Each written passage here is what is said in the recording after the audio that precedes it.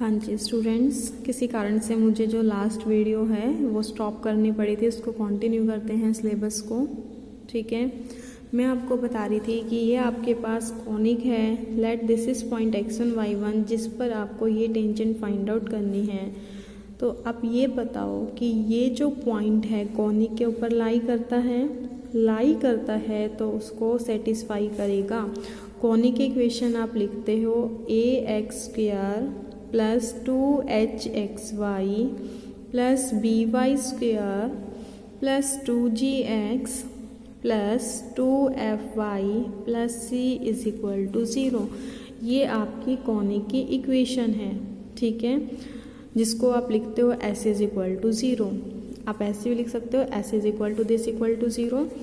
अब ये पॉइंट अगर कॉनिक पर लाई कर रहा है, लाई करने का मतलब इसकी इक्वेशन को सेटिस्फाई करेगा। सेटिस्फाई करने का मतलब x की जगह x1 पुट कर दो, y की जगह y1 पुट कर दो। देखो x की जगह x1 पुट करूँगी ax1² plus 2hx1 y1 plus by1² plus 2gx1 plus 2fy1 plus c is equal to 0 means ये सेटिस्फाई हो गई। और स्टूडेंट इसी का नाम, इस टर्म का नाम मैंने क्या दिया था, s1। तो यहाँ s1 क्या आ गया आपका 0। तो आपको ध्यान रखना है जब जब पॉइंट कॉनिक के ऊपर लाई करेगा तब आपका s1 0 होगा। अगर पॉइंट कॉनिक पर लाई कर रहा है तो डेफिनेटली s1 0 होगा। अगर नहीं लाई कर रहा तो s1 0 नहीं होगा। ठीक है, तो यहाँ मेरे पास s1 क्या है 0। मैंने अभी आपको बताया था कि जो भी कोई आर्टिकल करो तो दो पॉइंट का ध्यान रखना कि इसमें s1 0 है या नहीं है। दूसरा आर्टिकल में ये ध्यान रखना कि सम ऑफ रूट्स 0 हमें इसमें लेना है या डिस्क्रिमिनेंट 0। ठीक है, तो मेरे हिसाब से s1 तो आपको समझ आ गया होगा कि जब मैं टेंजेंट का आर्टिकल करूँगी तो उसमें s1 0 होगा। ठीक है, अब हम नेक्स्ट रिजल्ट निकालते हैं। देखो ऊपर वाली इक्वेशन तक तो मैंने आपको बताया था आर्टिकल में करना ही करना है, आपने किया होगा। तो ऊपर वाली इक्वेशन में s1 को 0 पुट कर दो। तो मैं ऊपर से ही लिख रही हूँ, r² की टर्म लिखती हूँ।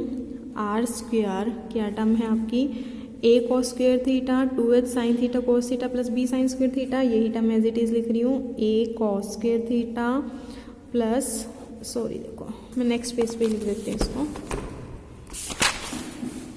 r²। ये टर्म है आपकी a cos² theta plus 2h sin theta cos theta plus b sin² theta plus 2r। देखते हैं क्या टर्म थी आपकी। देखो ये टर्म थी ax1 plus hy1 plus g into cos theta, hx1 plus by1 plus f into sine theta plus s1 equal to 0। मैं पूरा कंप्लीट लिख लेती हूँ यहाँ। ये टर्म थी ax1 plus hy1 plus g into cos theta plus hx1 plus by1 plus f into sine theta plus s1 is equal to 0। तो students इस क्वेश्चन में क्या है, s1 की वैल्यू 0 है तो s1 को 0 पुट कर दो। तो ये टर्म आपकी क्या हो जाएगी 0। ठीक है, ये टर्म 0 हो गई तो दोनों टर्म्स में से क्या कॉमन आ जाएगा, r कॉमन आ जाएगा। r को कॉमन ले लो तो अंदर क्या टर्म बचेगी, r into a cos² theta plus 2h sine theta cos theta plus b sin² theta plus 2। ये टर्म में से r बाहर जा चुका है तो ये टर्म बचेगी ax1 plus hy1 plus g into cos theta plus hx1, यही टर्म लिख रही हूँ, plus by1 plus f into sine theta. ठीक है, इज इक्वल टू 0। अब आपको पता है कि यहाँ पर आपके r की दो वैल्यूज आनी है। ठीक है, अब मैं बात करती हूँ टेंजेंट की। जनरली आपने कोई कॉनिक लिया, जैसे मैंने आपको कल बताया था, जनरली मैंने कोई कॉनिक लिया तो एक लाइन उसको दो पॉइंट पे कट करती है, क्योंकि आर की दो वैल्यूज़ आती हैं, दो वैल्यूज़ पुट करोगे तो दो पॉइंट्स आ जाएंगे। लेकिन जब ये लाइन टेंजेंट बन जाएगी, टेंजेंट बनने का मतलब ये पॉइंट भी किस पे कंसाइड कर गया, इस पे कंसाइड कर गया। टेंजेंट कब बनेगी, जब दोनों पॉइंट क्या आ जाए, सेम आ जाए। सेम आने का मतलब दोनों आर की वैल्यू 2 आ जाए, सेम आ जाए, सॉरी। जैसे मान लो आर स्क्वायर में क्वाड्रेटिक इक्वेशन है, आपने आर सॉल्व किया, दोनों वैल्यू आ गई 1 1। जब आर की वैल्यू 2 आई हैं, दोनों सेम आई हैं, दोनों सेम वैल्यू जब आप पुट करोगे तो पॉइंट भी क्या आएंगे, सेम आएंगे। और जब पॉइंट आपके सेम आएंगे तो आपके पास जो कोड है वो क्या बन जाएगी, टेंजेंट। ठीक है, तो टेंजेंट के केस में दोनों आर की वैल्यूज क्या आनी चाहिए, सेम। तो लिखोगे since line is tangent to the conic, tangent to the conic, so both values of r should be same। दोनों वैल्यू सेम होनी चाहिए। ठीक है, अब यहाँ से देखो r कॉमन लिया, दो की प्रोडक्ट जीरो होने का मतलब क्या है, ये जीरो हो सकता है, ये जीरो हो सकता है। ठीक है, तो यहाँ से एक r की वैल्यू कितनी आ गई, जीरो। लेकिन दोनों वैल्यू सेम हैं, दोनों वैल्यूज क्या आनी चाहिए, जीरो आनी चाहिए। मतलब दोनों का सम भी क्या आएगा, जीरो। ठीक है, तो स्टूडेंट्स यहाँ से मैं लिख सकती हूँ, इसको नंबर डाल देना, नंबर 4। तो लिखोगे from 4 one value of r is equal to 0, so other value of r also equal to 0। 4 से हमें ये पता लग रहा है कि एक r की वैल्यू तो 0 आ रही है, लेकिन दोनों वैल्यू टेंजेंट होने की वजह से सेम है, तो दूसरी भी कैसी आएगी, 0। जब एक भी 0 है, दूसरी भी 0 है, तो यहाँ से मैं लिख सकती हूँ sum of roots is equal to 0। This is the most important. तो देखो मैंने आपको बताया था स्टूडेंट कि यहाँ आपको हर आर्टिकल में दो ही चीज़ का ध्यान रखना। मैं अभी आपको टेंजेंट का आर्टिकल बता रही हूँ। टेंजेंट के आर्टिकल में S1 0 है और क्या 0 है, सम ऑफ रूट्स 0 है। सम ऑफ रूट्स 0 का मतलब क्या लिखते हो, minus B by A is equal to 0। देखो अगर आपके पास इक्वेशन हो ax² plus bx plus c is equal to 0, ठीक है, तो आप क्या लिखते हो, सम ऑफ रूट्स का मतलब माइनस बी बाई ए 0। ठीक है, तो माइनस कंपैरिजन करो, b क्या होता है, कोफिशिएंट ऑफ x। यहाँ कोफिशिएंट ऑफ क्या लोगे, r का कोफिशिएंट देखो, ये आपकी क्वाड्रेटिक इक्वेशन थी। ठीक है, इस क्वाड्रेटिक इक्वेशन में x का कोफिशिएंट, यहाँ देखो x के साथ वाली टर्म देखते हो, यहाँ किसके साथ वाली टर्म देखोगे, r के साथ वाली क्या टर्म है, 2 इंटू क्या टर्म है, देखो ax1 plus hy1 plus g cos theta plus hx1 plus by1 plus f sin theta. तो यही टर्म लिखते हैं, this term is ax1 plus hy1 plus g into cos theta plus ये 2 के साथ ही टर्म है plus hx1 plus by1 plus f into sine theta. ठीक है, this is the coefficient of x divided by a means x square के साथ वाली term, coefficient of x square, यहाँ r स्क्वेयर के साथ वाली टर्म आएगी, r स्क्वेयर के साथ वाली टर्म लिख लो, a cos square theta plus 2h sine theta cos theta plus b sine square theta. तो यहाँ मैं लिख सकती हूँ a cos square theta plus 2h sine theta cos theta plus b sine square theta and it is sum of roots क्या है, 0। तो 0 put किया। तो स्टूडेंट्स आपको ये चीज़ करके दिखाने की जरूरत नहीं है, सीधा लिख सकते हो sum of roots equal to 0 means this term equal to 0। अब देखो इस टर्म को इधर ले जाओ, 0 से मल्टीप्लाई होकर 0 हो जाएगा, -2 से भी डिवाइड कर दो, यहाँ -2 आएगा तो अगेन 0।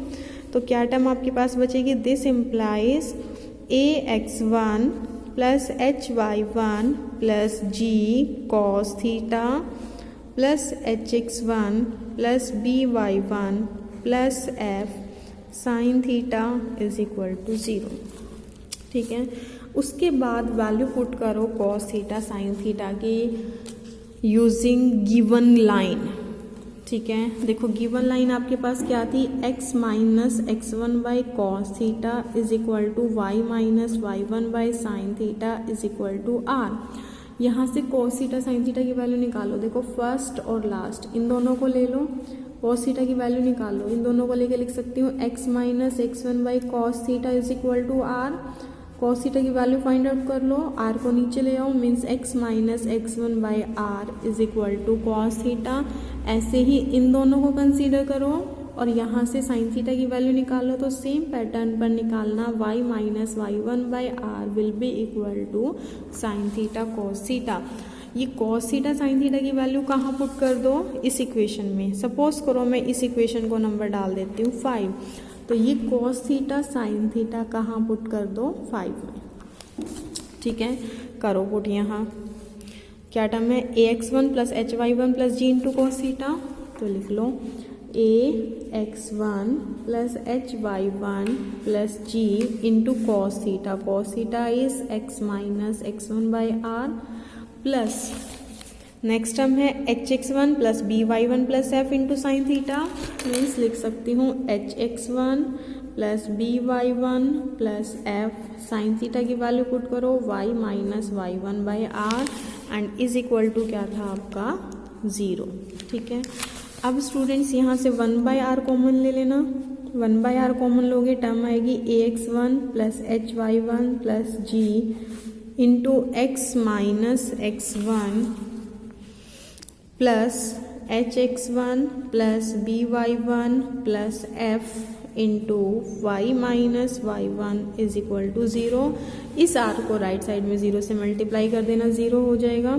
ठीक है, तो आपके पास क्या टर्म बचेगी, सिर्फ ये टर्म बचेगी। इसको भी देखो सॉल्व करते हैं। इस x से पूरी ब्रैकेट को मल्टीप्लाई करो, क्या टर्म आएगी, मल्टीप्लाई नहीं कर रही, जस्ट लिख रही हूँ ax1 plus hy1 plus G into x. ठीक है, इस टर्म को तो मैंने लिखा, पूरी ब्रैकेट को x के साथ लिख दिया, लेकिन सॉल्व नहीं किया। ठीक है, अब जो माइनस वाली है इसको इससे मल्टीप्लाई करोगे, माइनस की आएगी, उसको इक्वल से इधर ले जाओ। जब इक्वल से इधर लेके जाओगे प्लस की हो जाएगी, तो वहां लिखती हूँ मैं ax1 plus hy1 plus G into x1। ठीक है, प्लस ऐसे ही इसके साथ करो। इस पूरी टर्म को y से मल्टीप्लाई, बस जस्ट लिख लो, आपको करके नहीं दिखाना। hx1 plus by1 plus f into Y. ये टर्म माइनस की आएगी, उसको राइट साइड से ले जाओ इक्वल से, तो प्लस की हो जाएगी, plus hx1 plus by1 plus f into y1 is equal to 0। हाँ जी, ठीक है, तो ax1 ये टर्म एज इट इज लिखो, hy1 plus G into X plus hx1 plus by1 plus f into Y is equal to, इसको multiply कर लो अंदर, ऊपर वाली टर्म को मत करना, उसको बाद में करेंगे, पहले इसको मल्टीप्लाई करो, अंदर इसको मल्टीप्लाई करो, क्या आएगा ax1 square plus hx1 y1 plus gx1 plus इसी तरह इस y1 को अंदर मल्टीप्लाई करो, hx1 y1 plus by1 square plus fy1। This implies, फिर से ये टर्म एज इट इज लिखती हूँ, ax1 plus hy1 plus g into X plus hx1 plus by1 plus f into Y is equal to, देखो इसको conic की तरह बनाते हैं, ax1 square hx1 plus hx1 2hx1 y1 plus फिर next term लिखो by1 स्क्वायर। ठीक है, फिर टर्म लिख लो gx1 प्लस fy1। अब देखो स्टूडेंट्स, अगर मैं चाहती हूँ इसको कॉनिक जैसा बनाना, ठीक है, मैं अगर चाहती हूँ कि कॉनिक जैसा बने, तो कॉनिक में यहाँ क्या होता है 2gx1, तो मुझे एक टर्म ऐड करनी पड़ेगी gx1। तो आप एक काम करो, इस टर्म को लेफ्ट में भी ऐड कर दो, राइट में भी ऐड कर दो, कैंसिल हो जाएंगे, कुछ फर्क ही नहीं पड़ेगा सिस्टम पे। तो मुझे एक टर्म gx1 की जरूरत थी, तो मैंने दोनों में ऐड कर दिया, लेफ्ट में भी ऐड कर दिया, राइट में भी ऐड कर दिया, ताकि सिस्टम पे कोई फर्क ना पड़े। इसी तरह fy1 की जगह होता है 2fy1, तो मैं क्या करती हूँ fy1 यहाँ भी ऐड कर देती हूँ और लेफ्ट में भी ऐड कर देती हूँ, ताकि सिस्टम में कोई फर्क ना पड़े। फिर एक टर्म की फिर कमी रह गई सी की, तो सी को भी यही काम करती हूँ, लेफ्ट में भी ऐड करा, राइट में भी ऐड करा। तो देखो स्टूडेंट सिस्टम पे कोई फ़र्क नहीं पड़ेगा। अब लिख लो आप, क्या टर्म आई, ax1 plus hy1 plus g into X plus hx1 plus by1 plus f into Y plus gx1 plus fy1 plus c is equal to, इसको देखो कंबाइन करके लिख लेते हैं, ax1 square plus 2hx1y1 plus by1 square gx1 plus 2gx1 plus fy1 plus fy1 2fy1 plus c। तो student ये क्या बन जाएगा आपका s1। तो इसको नेक्स्ट स्टेप में क्या पुट कर दूंगी मैं, s1। तो लिखते हैं, तो देखो वही जो नीचे टर्म निकली थी वही मैं लिख रही हूँ, ax1 plus hy1 plus g into X, आप देख लेना यही टर्म थी आपकी, plus hx1 plus by1 plus f into Y plus gx1 plus fy1 plus c is equal to s1। और इस आर्टिकल में s1 की वैल्यू क्या है, 0। तो आपके पास आया ax1 plus hy1 plus g into X plus hx1 plus by1 plus f into Y plus gx1 plus fy1 plus c is equal to 0। This is the equation of tangent. मैं इसकी 2 form और आपको बताऊंगी, पर आपको ये form learn करनी है, बहुत इजी है। ax1 plus hy1 plus g, देखो सेंटर निकालते वक्त आप क्या करते थे, एक बार x के रिस्पेक्ट में डिफरेंशिएट, आपको याद करने का तरीका बता रही हूँ। ये आपके पास कौन ही होता है, ax square 2hxy plus by square plus 2gx plus 2fy plus c is equal to 0। जब सेंटर निकालते हो तो एक बार x के रिस्पेक्ट में डिफरेंशिएट करते हो, x के रिस्पेक्ट में डिफरेंशिएट करोगे तो क्या टर्म आएगी, 2ax plus 2hy plus 2g, 2 common ले लो तो क्या टर्म बचेगी, ax plus hy plus g, यही वाली टर्म है। देखो याद रखने का तरीका ऐसे ही, जब सेकेंड इक्वेशन निकालते हो तो y के रिस्पेक्ट में डिफरेंशिएट करते हो, y के रिस्पेक्ट में डिफरेंशिएट करोगे 2 कॉमन आ जाता है। देखो तो यहाँ से क्या बचेगा, hx plus by plus f, तो ये टर्म है इंटू एक्स इंटू वाई, फिर ये जो c1 की वैल्यू होती है gx1 plus fy1 plus c। तो इस तरह से आप याद रख सकते हो, ठीक है। ये कोई पैटर्न नहीं है कि कोई स्टैंडर्ड रिजल्ट नहीं है, बट आपको याद जैसे मर्जी आप याद रखना चाहो आप रख सकते हो। This is the equation of tangent. Equation of tangent की मैं आपको 3 फॉर्म करवाऊंगी, आपको तीनों याद रखनी है, ठीक है। फर्स्ट फॉर्म तो आपकी ये है, क्योंकि देखो जनरल जब इक्वेशन लिखते हो तो लाइन के ऐसे लिखते हो, ax plus by plus c, x वाली टर्म सिंगल y वाली टर्म और कांस्टेंट, तो वही टर्म आ गई। देखो ये टर्म तो आपकी कैपिटल A का काम करेगी, क्योंकि x1 y1 भी आपकी वैल्यूज़ हैं, कांस्टेंट वैल्यूज़ हैं, ax plus by plus c। तो आपके पास एक लाइन की इक्वेशन आ गई, तो ये आपकी जनरल इक्वेशन ऑफ टेंजेंट है। अब आप एक चीज़ का ध्यान रखना, अब मैं देखो आपको एक और इक्वेशन ड्राइव करवाती हूँ यहीं से। कैसे ड्राइव करते हैं, यहाँ जो भी आपके पास इक्वेशन है ना, इसमें से तो आपको दिख रहा है कि 3 टर्म्स में से x कॉमन ले रखा है, इन 3 में से y। अब आप क्या करो, x की जगह x1 वाली टर्म इकट्ठी करके x1 कॉमन लो। मैं क्या करती हूँ, जिन जिन टर्म में x1 है ना उनको इकट्ठा कर लो। आप एक काम ये कर लेना, आप खुद करके देखना, जिसको डायरेक्ट समझ आ जाए बहुत अच्छी बात है, नहीं समझ आती है तो आप खुद करना। इस टर्म से अंदर x से मल्टीप्लाई कर लेना, इसको y से मल्टीप्लाई कर लेना, फिर जो x1 वाली टर्म है उनको इकट्ठा करके x1 कॉमन ले लेना, ठीक है। जो y1 वाली टर्म है उसको इकट्ठा करके y1 कॉमन ले लेना, प्लस जो टर्म हो वो लिखना। अब देखें मैं डायरेक्ट करवाती हूँ। देखो x1 वाली टर्म जब आप इस x को अंदर मल्टीप्लाई करोगे यहाँ से आएगी, क्या आएगी, ax1x, x1 कॉमन ले लिया तो अंदर क्या बचेगा, ax। और देखो x1 वाली यहाँ से टर्म आएगी hx1y, ठीक है, x1 बाहर ले चुके हो तो क्या बचा, hy। एक x1 की टर्म है gx1, x1 कॉमन लिया तो क्या बचा, g। ऐसे ही y1 वाली टर्म देखते हैं। देखो इस टर्म को इससे मल्टीप्लाई करोगे, hy1x, y1 की टर्म आई, y1 कॉमन ले लिया तो क्या बचा आपका, hx, प्लस इनको मल्टीप्लाई करो, क्या टर्म आएगी, by1y, y1 तो बाहर ले चुके हो तो यहाँ क्या टर्म आएगी, by, और एक fy1 वाली टर्म है, y1 बाहर है तो क्या बचा, f। अब वो टर्म लिख लो जिसमें आपके पास x1 y1 ना आए। देखो इसमें x1 y1 है, जब आप इस x को g से मल्टीप्लाई करोगे तो टर्म आएगी gx प्लस इस y को अंदर मल्टीप्लाई करोगे f से तो टर्म आएगी fy, और एक टर्म आपकी क्या है c, जिसके अंदर आपका जो है x1 y1 नहीं है। अब स्टूडेंट एक चीज़ इसमें और इसमें देखना, अगर मैं x1 को इंटरचेंज कर दूं, मतलब जहाँ जहाँ x1 है वहाँ x रख दूं और जहाँ x है x1, मीन्स क्या है x की जगह x1 रख दो और x1 की जगह x।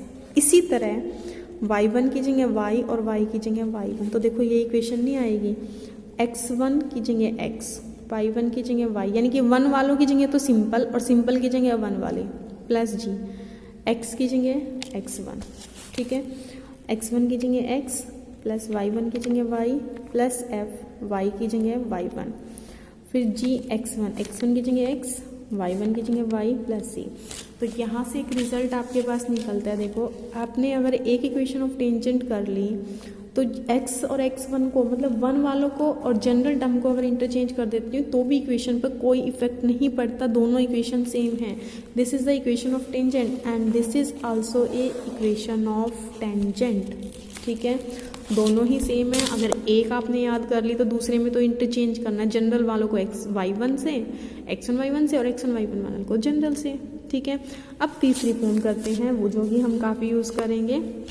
उसमें कुछ नहीं है, जो भी आपके पास टर्म्स हैं इनको मल्टीप्लाई कर लो, अंदर मल्टीप्लाई करो, क्या टर्म आएगी, इसको अंदर मल्टीप्लाई करके लिखते हैं ax x1 प्लस अंदर फिर मल्टीप्लाई करो, क्या टर्म बनेगी h x1 y1, सॉरी मैंने गलत कर दिया, a x1 x3 टर्म, मैं इसको ना दोबारा ही करती हूँ, ऐसे ही लिखती हूँ जैसे दिख रही है, a x1 x, ठीक है, a x1 x plus x को अंदर मल्टीप्लाई किया h y1 x प्लस फिर से g से मल्टीप्लाई करोगे gx प्लस इस y को मल्टीप्लाई करो h x1 y प्लस फिर y को इससे मल्टीप्लाई करो b y1 y प्लस इससे मल्टीप्लाई करो f y प्लस क्या टर्म है ये मैं सीधा सीधा लिख देती हूँ gx1 plus fy1 plus c। अब देखो फिर से वही काम करो जैसे आप कोनिक में करते हो, पहले a वाली टर्म h वाली b वाली फिर g वाली f वाली c वाली। तो पहले a वाली टर्म लिखो, देखो a वाली एक टर्म है ये, इसको मैं लिख लूँ ax x1, ठीक है। अब h 2h लिखते हो ना, h वाली दो टर्म होगी, एक टर्म ये और एक टर्म ये, ठीक है। इन दोनों में से h कॉमन ले लो तो अंदर क्या बचेगा, यहाँ से इसको लिख दो x y1 plus x1 y plus फिर लिख दो बी वाई स्क्वेयर, ये वाली टर्म ये लिख लो, क्या टर्म है by1 प्लस फिर लिख दो 2gx, g वाली टर्म देखो, एक टर्म देखो ये दिख रही है आपको और एक टर्म ये दिख रही है, तो g कॉमन ले लो, अंदर क्या आया x प्लस x1, फिर लिख दो 2fy, f वाली एक ये टर्म है और एक ये टर्म है, इसमें से कॉमन ले लो, f कॉमन आ जाएगा, अंदर y प्लस y1, फिर बची हुई टर्म लिखो c इज इक्वल टू 0। तो स्टूडेंट्स आप देखो it is also equation of tangent. आप जनरली इसको भी याद रखना बहुत आसान है, कैसे देखो जनरल इक्वेशन लिखते हो ना 2hxy plus by square plus 2gx plus 2fy plus a is equal to 0, ठीक है। इसमें क्या करो, जहाँ दो xy है ना, एक को तो 1 से रिप्लेस कर दो, एक यूं का यूं रख दो। जैसे देखो ये ax स्क्वेयर है, ax स्क्वेयर का मतलब ax इंटू एक्स, तो एक x को तो x1 से रिप्लेस कर दो, एक यूं का यूं रहने दो, तो क्या आएगा ax x1, ठीक है। ये देखो ये क्या टर्म है 2hxy, इसको ऐसे लिख दूँ hxy, इस वाली टर्म को hxy लिख सकती हूँ, h तो कॉमन ले लो, अंदर क्या है xy, एक बार तो इसको इस वाले को 1 से रिप्लेस कर दो और एक बार इस वाले को 1 से रिप्लेस कर दो, यानी कि एक बार तो मैंने x को रिप्लेस किया x1 y प्लस, अब x को मत करना क्योंकि पहले में कर चुके हो x, इसमें y, इसको कर दो y1, ठीक है। तो देखो पहली टर्म ये आ गई ax x1 प्लस दूसरी टर्म आ गई h x y1 plus x1 y, देखो ये वाली टर्म में सेम टर्म है फिर बी, ये वाली टर्म आप लिखते हो B Y square means B Y Y, एक वाई तो यूं का यूं रहने दो और दूसरे को 1 से रिप्लेस कर दो, बी वाई वाई 1, देखो ये टर्म आ गई, प्लस 2gx, ठीक है, g को तो बाहर रहने दो, 2x को लिख सकती हूँ x plus x1, sorry x plus x, g बाहर रखा, 2x को लिखा x प्लस x। अब इसमें क्या करो, एक x को तो यूं का यूं रहने दे और एक को x1 से चेंज कर दो, तो gx प्लस x1, देखो ये टर्म आ गई, प्लस ऐसे ये 2fy है, f बाहर रखो, 2y को लिख सकती हूँ y प्लस y, तो f एक y को एज इट इज़ रहने दो, एक को y1 से चेंज कर दो, plus c is equal to 0। तो देखो ये ऊपर वाली इक्वेशन आ गई, बिल्कुल सेम इक्वेशन आ जाएगी। तो आपके पास जो जनरल कॉनिक है उसको भी आप एक एक्स वाई को चेंज करते हो x1 y1 से, तो आपके पास 3 इक्वेशन ये आ गई हैं, इनको हम तीनों ही टेंजेंट की फॉर्म हैं। तो आपको ये 3 आपको लर्न करनी है, एक लर्न करनी है, दूसरे में तो बस चेंजेस करने, एक्सचेंज करने हैं, और तीसरी भी मैंने आपको बता दी है। और जनरली आगे जब मैं आर्टिकल करूँगी इस पूरी की पूरी टर्म को t से इंडिकेट करूँगी, मीन्स मैं लिख सकती हूँ t इज इक्वल टू 0, ठीक है। जैसे हम कॉनिक को एस से इंडिकेट करते हैं, टेंजेंट को हम इंडिकेट करते हैं टी से। टी का मतलब क्या है, जो भी ये टर्म है मीन्स टी आपके पास क्या आ जाएगी, A X X one plus H X one Y one plus X one Y plus B Y Y one plus G X plus X one plus F Y plus Y one plus C, this is term G T. या फिर दूसरा क्या तरीका है, A X one plus H Y one plus G into X plus H X one plus B Y one plus F into Y plus G X one plus F Y one plus C, इसको भी T का नाम दे सकती हूँ। तीसरी form क्या है, इनको इंटरचेंज कर दो, एक्स वन वाई वन को A X plus H Y plus G into X one plus H X plus B Y plus F into Y one plus G X plus F Y plus C. तो students ये तीनों ही आपकी tangent की form में, इसको indicate करते हैं T से, तो इक्वेशन ऑफ टेंजेंट आपकी बनेगी टी इज इक्वल टू 0, ठीक है। इसके बाद एक छोटा सा, या चलो स्टूडेंट्स पहले आप इतना ही स्टडी करना, उसके बाद tangent and origin and normal की क्वेश्चन मैं आपको करवाना चाह रही थी, बट पहले आप इसको स्टडी कर लो। अगर कोई प्रॉब्लम आए तो मुझे मैसेज करना, अदरवाइज मैं आपको कल करवाती हूँ equation of normal and tangent and origin.